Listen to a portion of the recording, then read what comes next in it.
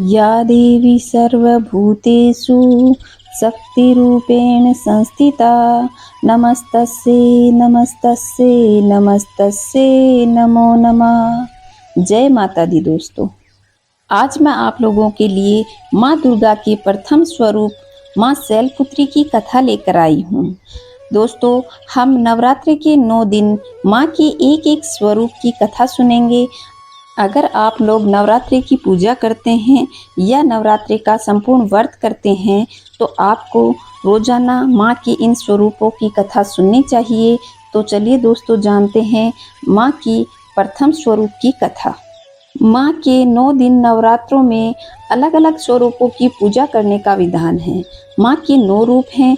प्रथम स्वरूप है शैलपुत्री, दूसरा ब्रह्मचारिणी, तीसरा चंद्रघंटा, चौथा कुष्मांडा, पांचवा स्कंद माता, छठा कात्यायनी, सातवां कालरात्रि, आठवां महागौरी और नवां सिद्धिदात्री। आज पहले दिन माँ शैलपुत्री की पूजा की जाती है।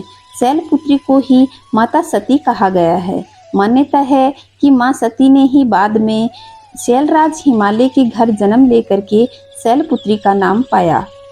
माँ शैलपुत्री के रूप का वर्णन करते हुए बताया जाता है कि माँ शैलपुत्री वृषभ पर सवार होकर संपूर्ण हिमालय पर विराजमान है। उनके दाहिने हाथ में त्रिशूल है जो धर्म, अर्थ और मोक्ष के द्वारा संतुलन का प्रतीक है, और बाएं हाथ में पुष्प कमल है जो कीचड़ यानी स्थूल जगत में रहकर उससे परे रहने का संकेत देता है। आज नवरात्रि के पहले दिन माता शैलपुत्री का पूजन करते समय उससे जुड़ी यह कथा अवश्य सुननी चाहिए, जिससे माँ शैलपुत्री का आशीर्वाद हमें और हमारे परिवार को मिलता रहे। तो जानते हैं माँ शैलपुत्री की कथा। पौराणिक कथा के अनुसार एक बार प्रजापति दक्ष ने यज्ञ करवाया और उस यज्ञ में सभी देवी देवताओं को निमंत्रण भेजा, लेकिन अपनी पुत्री सती और दामाद भगवान शिव को नहीं बुलाया। देवी सती उस यज्ञ में जाने के लिए बेचैन होने लगी, लेकिन शिव ने उन्हें बिना निमंत्रण वहां जाना उचित नहीं बताया। लेकिन सती माता नहीं मानी और अपनी हट पर अड़ी रही। इसके बाद महादेव को विवश होकर उन्हें वहां भेजना पड़ा। सती जो अपने पिता प्रजापति दक्ष के यहाँ पहुंची तो किसी ने भी उनसे प्रेम पूर्वक व्यवहार नहीं किया और उनका और उनके पति शिव का उपहास उड़ाया गया। इस व्यवहार से देवी सती बहुत आहत हुई।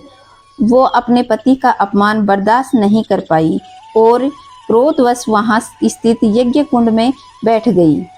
तब शिव को ये पता चला तो वे बहुत दुखी और क्रोधित होकर ज्वाला में जलते हुए वहां पहुंचे और पूरे यज्ञ को ध्वस्त कर दिया।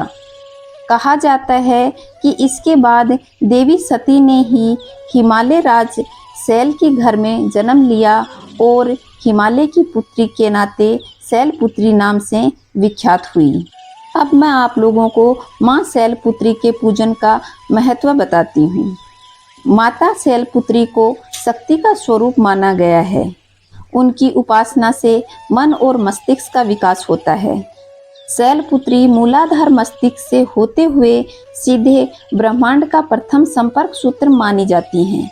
मान्यता है कि यदि अपनी देह में माँ शैलपुत्री को जागृत कर लिया जाए तो संपूर्ण सृष्टि को नियंत्रित करने वाली शक्ति धीरे धीरे अपनी देह में उत्पन्न होने लगती है। व्यक्ति विराट ऊर्जा में समाकर मानव से महामानव बन जाता है। ऐसे में उनकी देह भी चट्टान की तरह शक्तिशाली हो जाती है और उनका मस्तिष्क स्थिर हो जाता है। शैलपुत्री के जागृत न होने से मनुष्य विषय वासनाओं में लिप्त होकर सुस्त, स्वार्थी और आत्मकेंद्रित रहता है। तो दोस्तों, यह थी माँ शैलपुत्री की कहानी। अब कल जानेंगे माँ के दूसरे स्वरूप की कहानी। अगर आप लोगों को यह कहानी पसंद आई हो तो लाइक, शेयर और चैनल को सब्सक्राइब करें और पास के बेल आइकन को दबाएं ताकि आने वाले वीडियो का नोटिफिकेशन आपको सबसे पहले प्राप्त हो। जय माता दी।